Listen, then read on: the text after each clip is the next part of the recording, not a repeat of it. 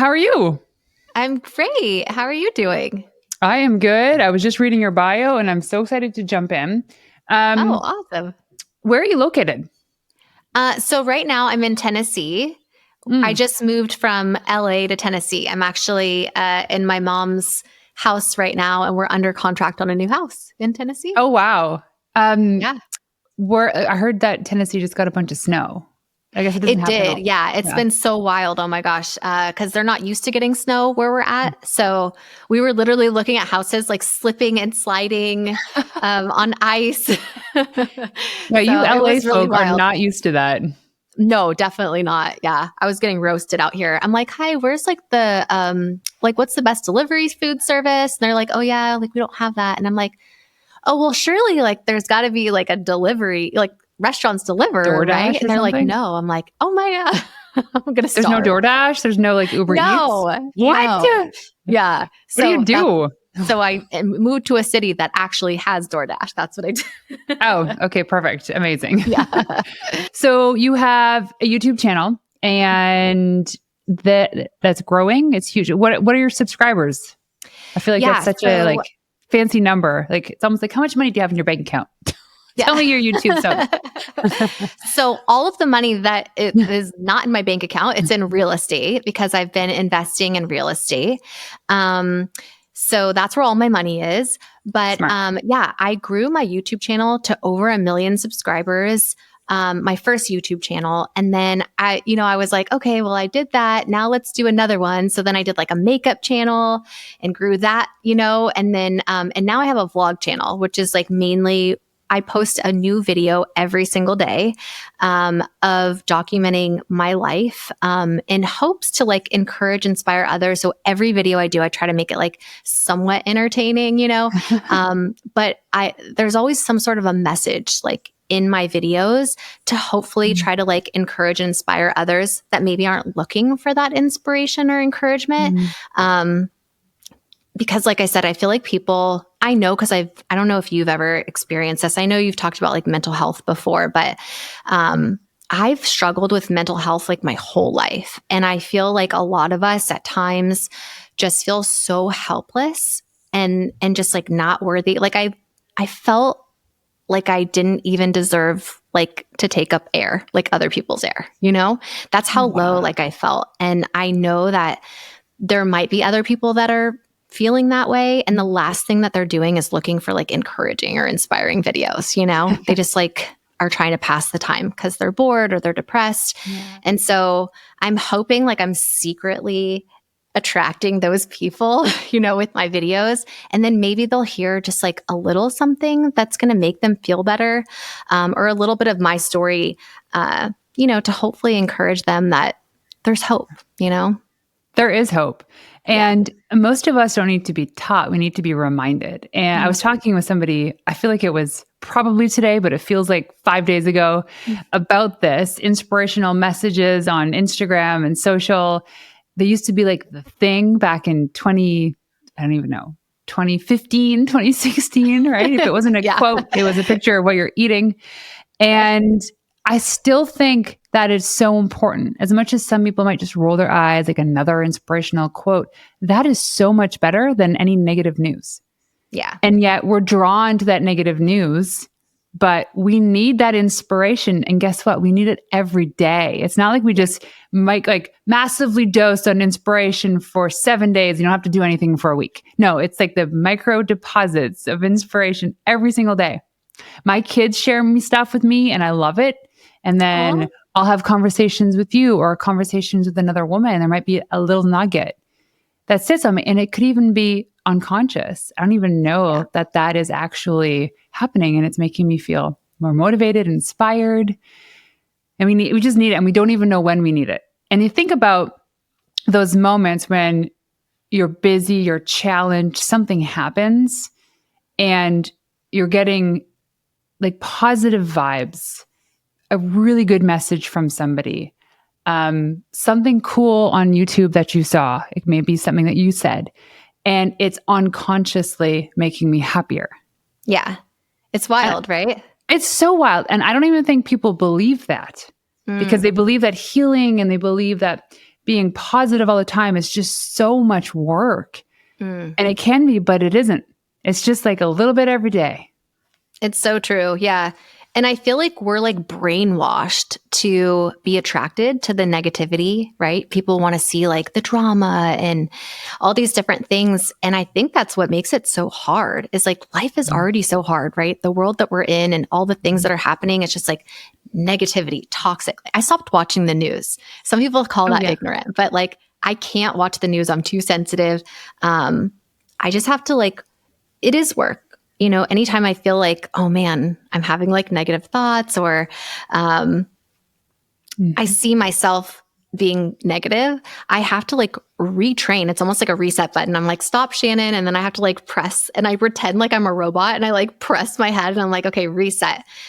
And then just start thinking of like all the things I'm grateful for. Cause it's so easy to like fall back into like negative thinking or, you know, self-sabotaging, like all those things. And so I think it's good to surround yourself with people and also secretly put in messages to make people be more positive.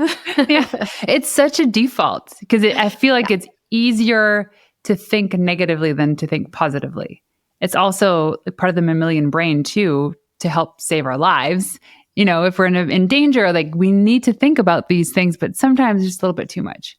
Yeah. And in today's day and age, when we're exposed to so many messages and so many stories and so much drama of what's happening, how do we block it out? So I don't watch the news, but I secretly have a subscription to the Apple News app. Oh, do you? And it's my only little microdose of Hollywood. And it just so happens, like this is actually a good reflection because it just so happens that is also negative. It's like somebody died, somebody got divorced. I'm like, okay, what about the good stuff that's happening out there? They don't tell us because we don't want to see it. They only get, you know, they're going to post what they get for ratings and we watch the negative stuff. Yeah. It's what we're drawn to. And it's so sucky, right? And so that's why I think it's so cool that you have your podcast and all these other like amazing women, you know, are doing these positive things, but we need this. We need more of like that positive encouragement because man, what would we do without like these podcasts? It would be really sucky.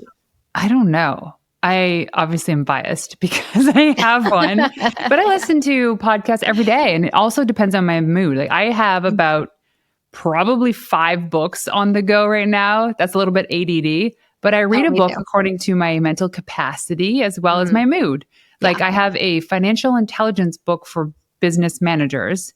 I'm not going to read that when it's 9:00 at night and I'm tired. Yeah. That's just stupid. Right. That's like a morning read. But anyways, going back to the podcast thing, I subscribe to some about like quitting drinking because I'm sober. I subscribe to some about women empowerment or about social media stuff. It really depends on the mood. I don't see any negativity in any of these, but you know where maybe the negativity is kind of the through line in all of this is people's stories. But it's not intentional to be negative. It's intentional to tell a point. And also because people, like stories are about evoking emotion. Yep. And people connect to that emotion. So like you have a crazy story, right? And like maybe if you took an average of people that have lived that life too and where they are today, it's not where you are. Yeah, I know. It's really sad. In fact, I've lost friends. You know, it's been hard to like pull myself out of where I've been and leave behind. I know I hear you guys talking about sometimes you have to leave behind certain friends when you're, you know, growing. And that was hard to do, you know, because I didn't feel like I was better than any of them. I was just, you know, on a different journey.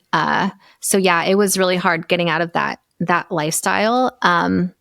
But man, I'm so glad that I'm not there anymore. You know, that was a crazy life. It felt like a totally different lifetime ago, you know, like flying on private jets and, you know, I mean, yeah, my life was very, very different than it is now. But so what was it? Was there like a moment, a thing, a conversation, something that happened that you're like, I'm done?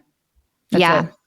I remember I was in New York. I had just finished being a guest on the Howard Stern show. And I found myself in Bellevue Psychiatric Hospital locked down to a bed, like not chained down. What are those straps, that they put you the leather on the bed? straps. Like, They're not, it's not like a straight jacket, but they just like, that's what I envision. Yeah, no, it's not like a straight jacket. It's like, they put these like, I'm bad at explaining, but like Like these little things wraps. around your wrists, like little cuffs. Yeah. And it chains you basically to the bed so that you can't get out. I just remember I was just like at the lowest point. I mean, I've had a lot of low points, but this was another one. And I just did not want to live anymore. I was like, yeah, that's it. Like, I'm just done. And this is after you were just interviewed by Howard Stern. Yeah. Wow. I know. And the crazy thing is I thought I was like, I never thought I was in special classes my whole life growing up because I have really bad ADHD, but they thought I was bipolar. So they like put me on all these like bipolar medications. And so I was just like really messed up, as a kid. And it's just, it was just not a good situation.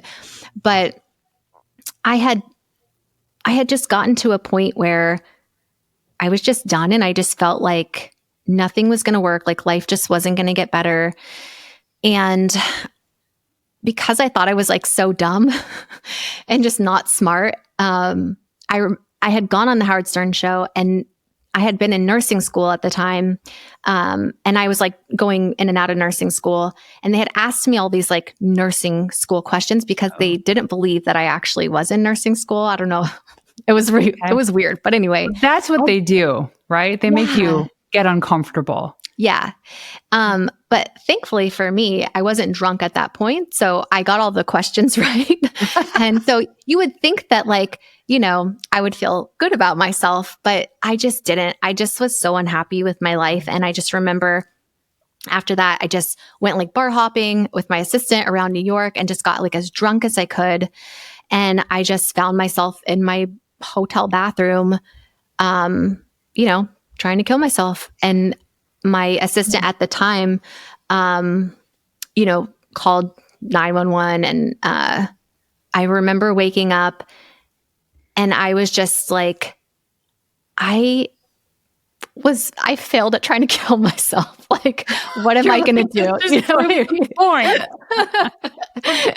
So I'm like, I need to like figure out my life because I just don't want to live like this anymore. And that wasn't the first time either that like I tried to do that, it had been so many times. And so I found The Secret, and I watched The Secret for the first time, and it literally changed my life because this might seem like silly to some people, but the way that I grew up and, with my parents and my family, I didn't know that you had the power to be able to have the life that you actually wanted. I thought you just were like dealt this life, and things that just happen to you, and whatever happens, happens. That's just how I thought life was.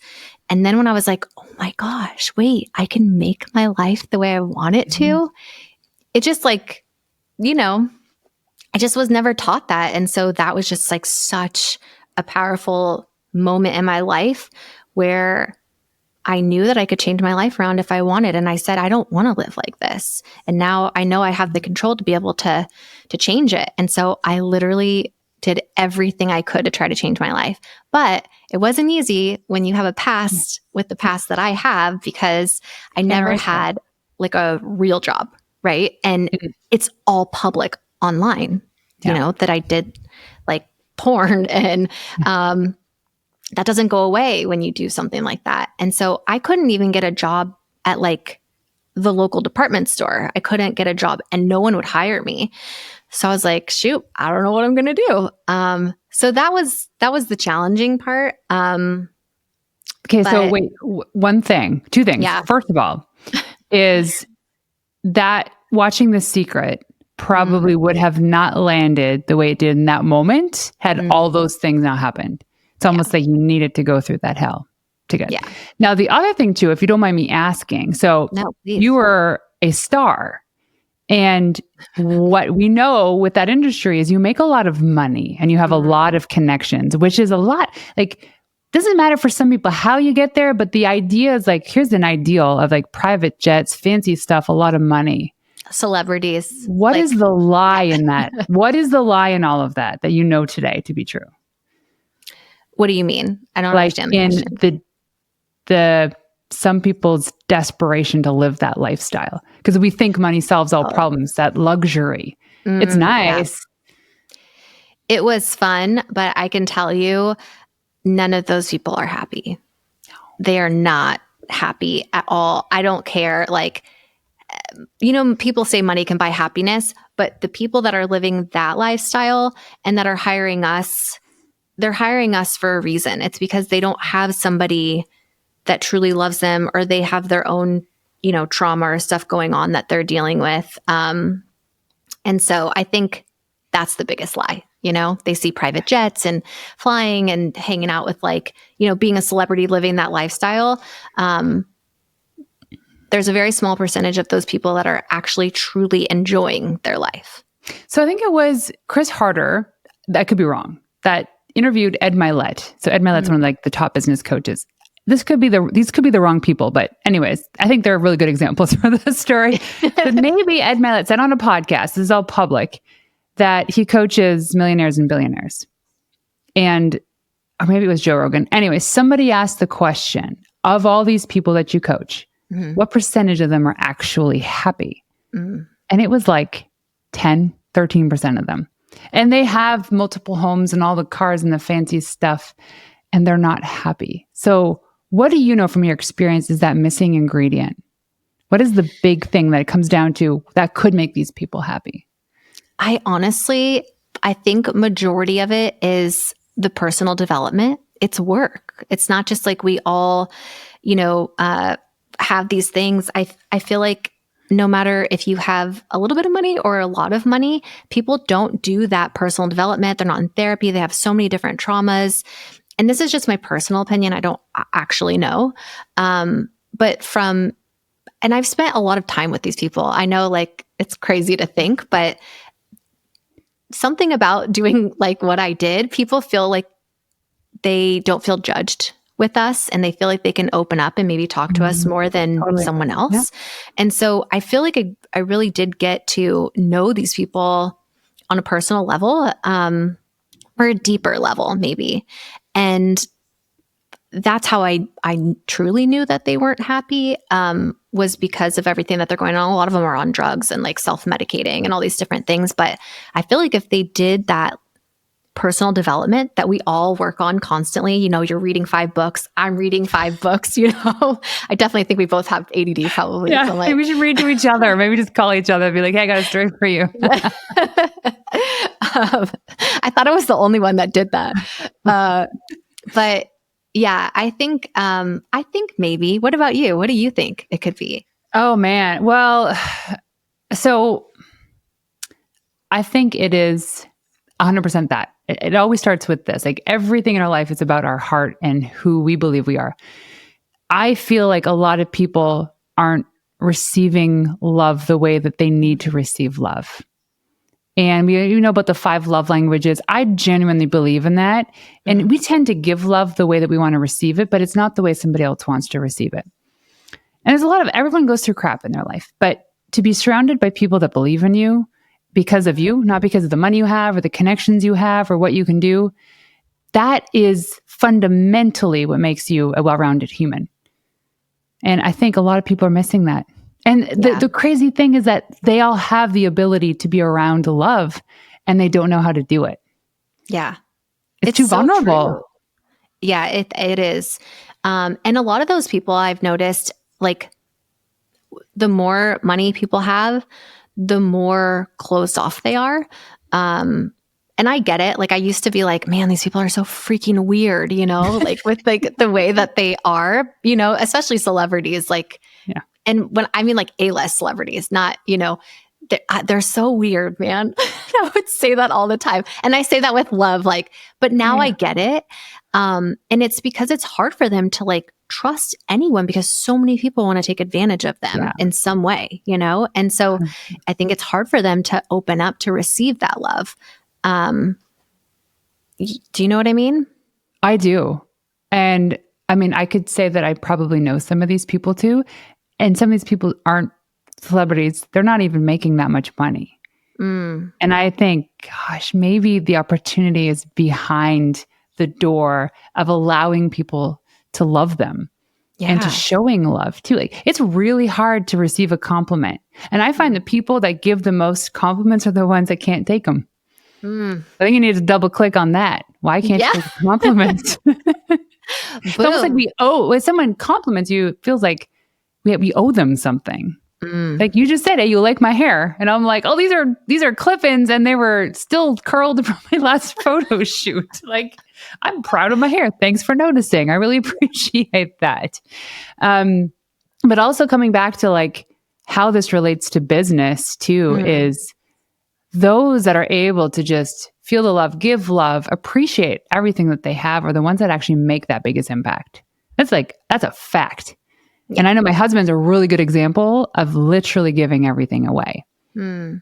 Everything he's created, all his thoughts, his frameworks, his ideas, he just gives it all away because he knows that somebody needs that information. And listen, money is energy.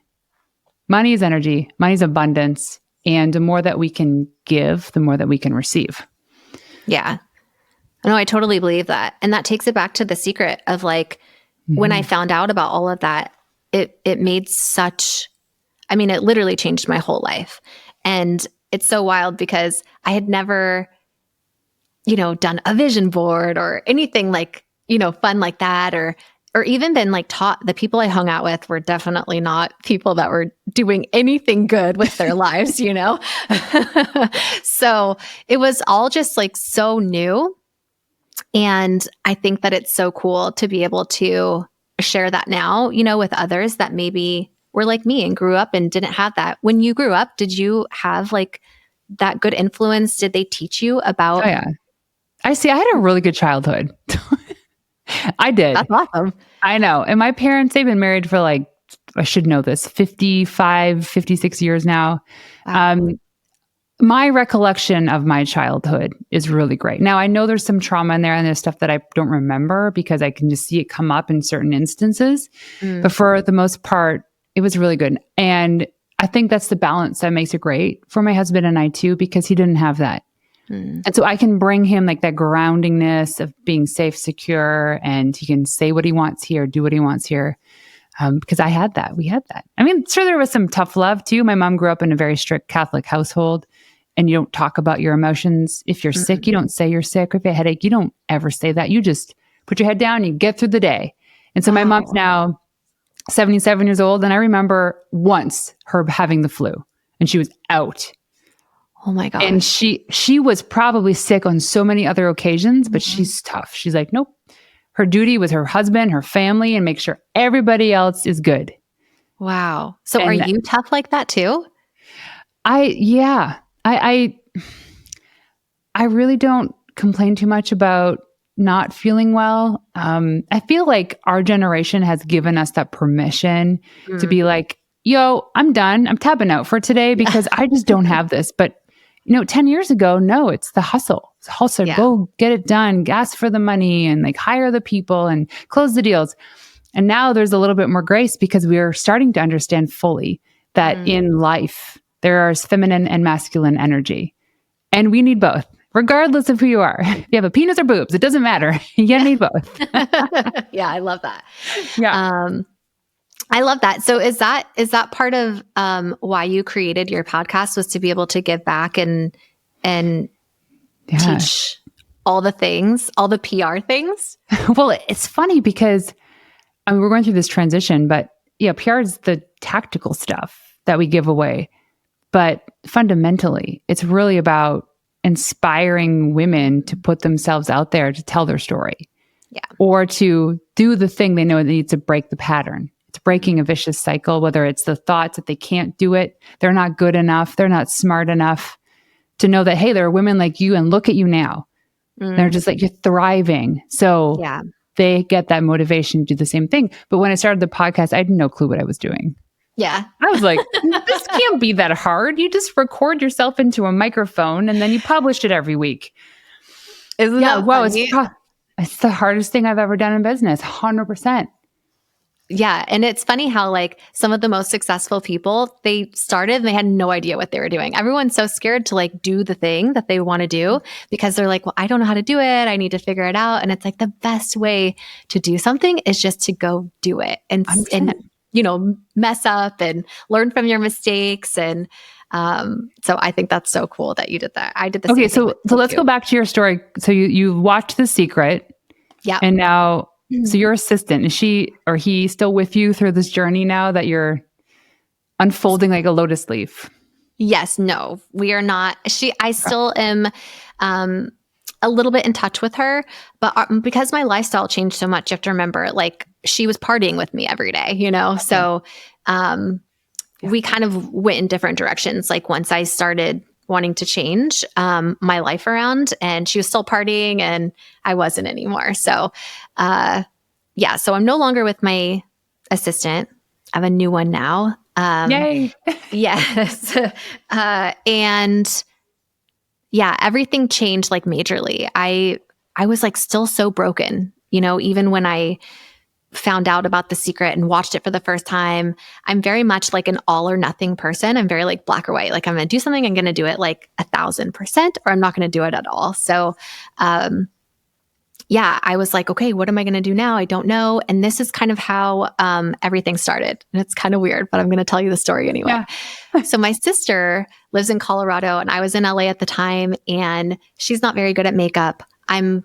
I'm pretty okay at makeup. So she was like, I need you to make me a video really quick and send it to me so I can watch it over and over to help me do my makeup. So I was like, okay, so this is how my first YouTube video was created. Oh, no way. I was sending a makeup video to my sister. And thank you, sister, by the way. Yes, I know, right? It was like a total accident, how I got into YouTube. But then I was like, wow, that was kind of fun. I think I'm going to make another one. And I got like a couple comments of people saying, some nice things. And I was like, wow, I'm getting attention from people with my clothes on. This is new. I kind of like this. Right. Yeah. And I think psychologically, like going back, I desperately needed attention. And so I think that's kind of like what led me to do some of the things I was doing. And so I don't know what it is. I feel like I always like need to be like validated or someone telling me like I'm doing a good job or whatever. And so this is kind of like what led me to want to make more videos and another video. Cause I'm like, oh wow, I'm getting people that are, saying I'm doing a good job at something. And I really like kind of felt loved in a different way. Right. You're helping women feel confident in doing their own makeup. Yes. And so it was going awesome. Everything was great. I'm like, this is really cool. By the way, those videos are so cringy. How long ago was this? This was like 10, 11 years ago. Oh, wow. Okay. They're so embarrassing. And I had no idea what I was doing either, making these videos. But then one day I got a comment from someone that said, hey, aren't you that girl that does porn? And and this is something about me. I am a horrible liar. I don't like to lie. You will know if I'm lying. I just can't do it, right? I'm just like too honest. I'm like, yeah, that was me. It wasn't like I was trying to hide anything, but I didn't really I was trying to get away from that life and build a new life for myself. And I was doing everything I could. And I was trying so hard to change and just be a better person and leave that life behind. And so it kind of crushed me when I got that comment. But honestly, that comment changed the whole trajectory for like my career and my path going forward, because I didn't know what I was going to do. But that one comment led me to make a video saying like, yeah, this is me. This is what I did. And I'm trying to move forward and make a better life for myself. And then people were just so interested in my past in porn, and they wanted to know what it was like and, what's it like on set? And, people were just like very fascinated by that, I guess. And even though I was like trying to get away from it, it just kind of evolved into me getting it out. And I think it was kind of cathartic, talking about it, getting it out. That was the therapy you needed. Yeah. To like move past, and also like, that's kind of how I built my YouTube channel, by the way. Once I figured out like I could make money from doing YouTube and I couldn't get a job anywhere else, I was like, I'm going to make a video every single day and I'm going to respond to every single comment I get. And I'm going to make this my job because I need to be able to pay my bills. And then I got like my first brand deal for like $100. And remember, I was making thousands and thousands of dollars. So like $100, but I was so freaking excited for that $100 because it was the first time in my life since I was like 12 that I was making money doing something that I actually loved and not selling my body, you know? And so it was just such like a really cool moment for me. And it just made me fall in love with doing that. I became so passionate about making YouTube videos and being able to connect with like other women in a community because all my fans were guys before. And now I had like all women that were watching me. So it was just really cool. And I'm just like so super grateful that that's what I get to do now.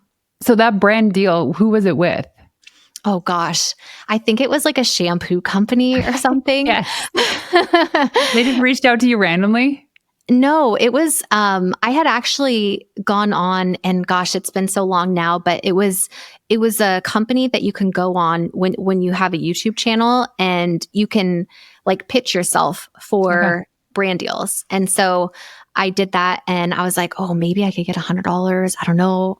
It's a lot, but I'm going to try.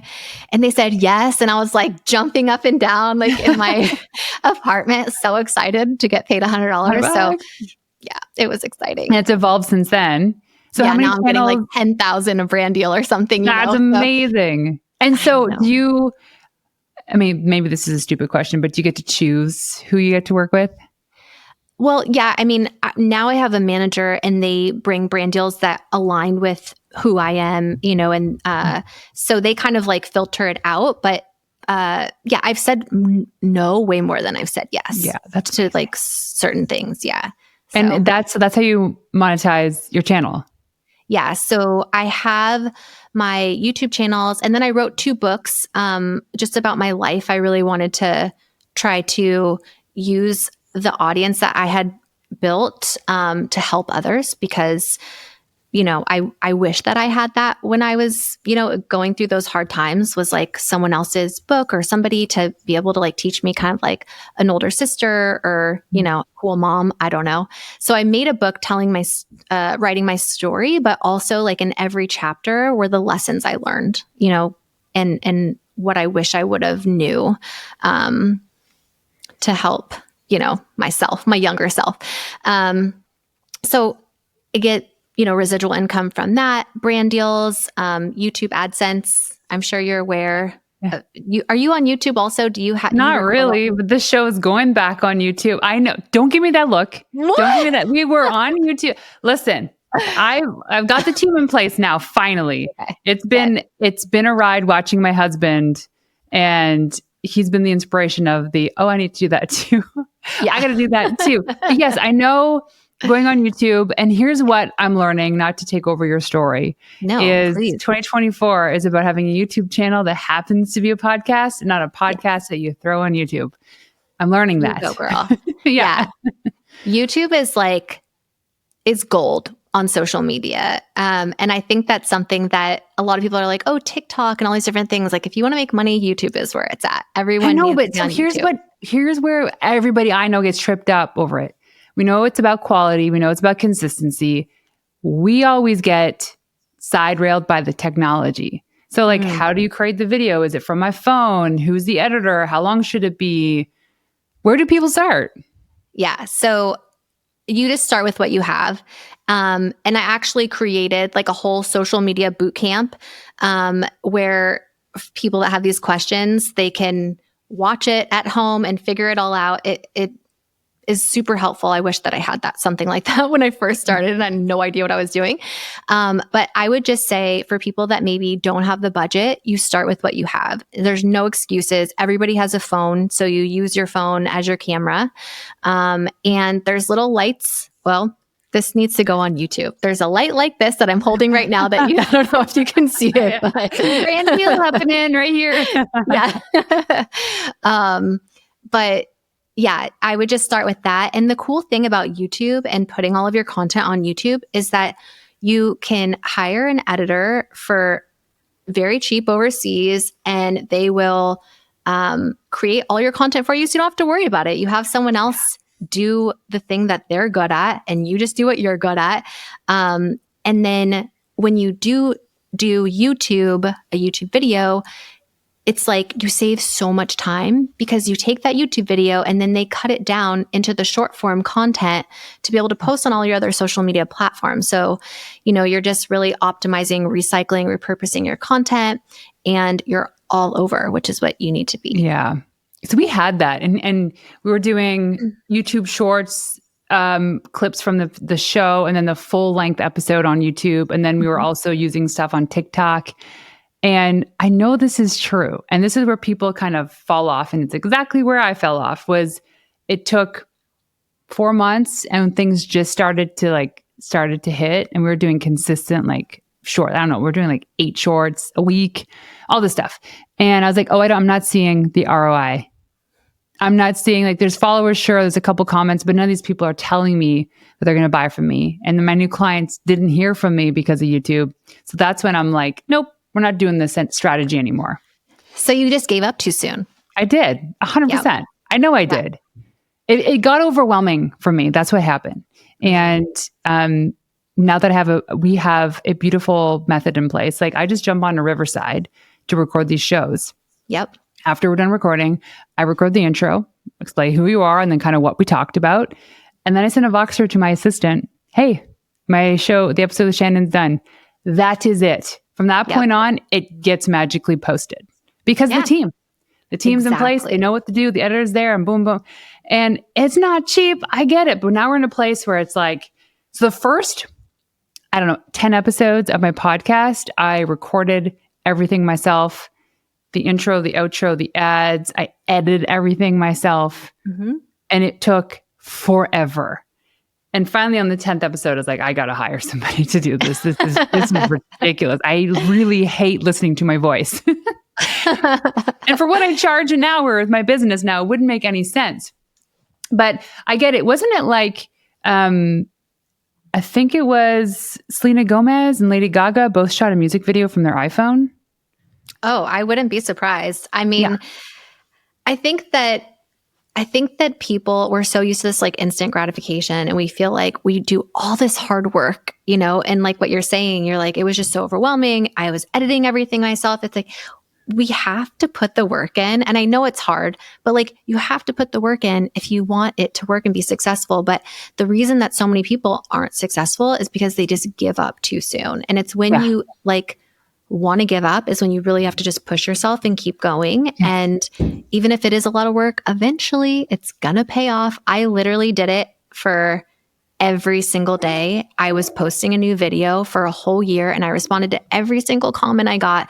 And I put my all into it, everything that I had into it. And that's the only reason I think that I was successful was because I didn't give up. So I encourage you. Well, now you have a team, so it's so much easier now, right? But some people maybe that are listening might not be able to afford a team yet. And so hopefully that just encourages any listeners that, sometimes it's hard in the beginning, but you just got to power through it. And it has to be, because if it wasn't, everybody would have a YouTube channel. Exactly. Then there'd be too much content out there. Then it wouldn't work for everybody. And I feel like these platforms, to be successful on them, were built for people that can persevere. They have the endurance. And I remember years ago, Dan posted something on LinkedIn. Was LinkedIn? No, it was Facebook. Show me a link of the first YouTube video you've ever shared. And these were people that had big and he was like, wow, you had blue hair? Or it's I did not know that. Yeah, right? And it's they were terrible. Yeah. And I go back to my first few episodes on the show and I'm like, oh gosh, what was I?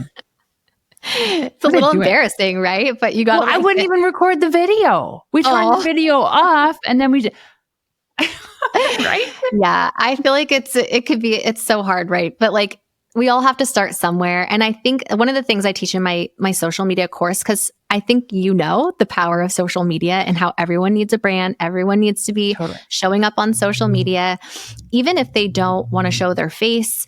Because I have a lot of people that are I don't want to show my face. I want to keep my privacy. It's that's fine. You can do that, but you can still be posting social media and just get creative with, building your brand around that. But I always tell them, I think the most important thing is, because it is going to be hard and there's going to be a lot of hard work that put into it and you don't see anything come back for, a long time. But Mhm. if you are very strategic at the very beginning and you sit down and you really think about why you're starting this in the first place and have a really, really strong why, and you take your passion and what you're really good at and you kind of combine that together in this like magical concoction, you are going to want to do it because it's fun for you. And when it's fun for you and you're passionate about it, it's okay that you're going to be putting all this hard work in because you're going to want to do it. And then other people are going to be so attracted to that passion.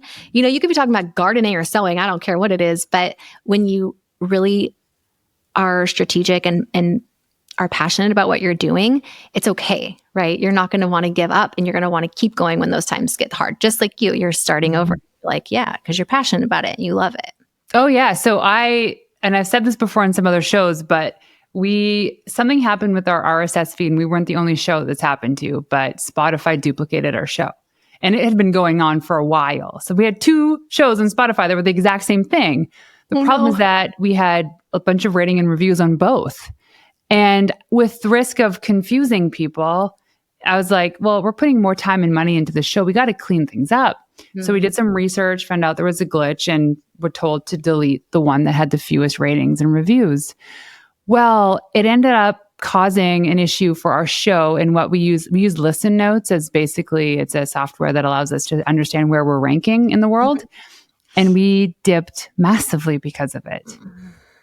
But I was also on the cusp of like, do I continue with this show? Like there's so much effort involved. It's like, do I keep doing it? And it takes those moments of like, here's your opportunity to bail.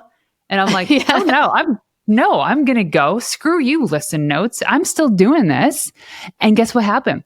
Guess what happened after that moment? The moment I decided I'm with conviction, I'm all in, every single person I asked to be a guest on my show said yes.